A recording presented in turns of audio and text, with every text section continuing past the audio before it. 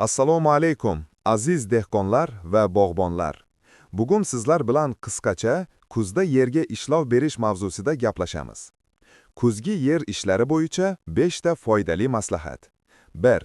Tuproqni belkurak bilan yumshatish, ag'darish. Kuzda yerning ustki qismi qattiqlashib qoladi.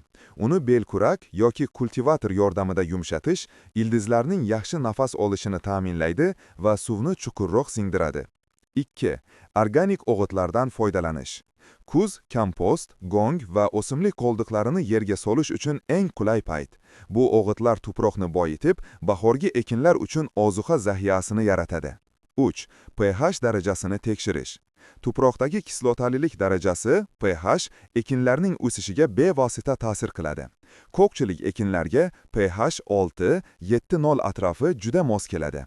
Agar pH past bo'lsa, ohak, baland bo'lsa, oltin gugurt ishlatiladi. 4. Zararkundanlarga qarshi profilaktika.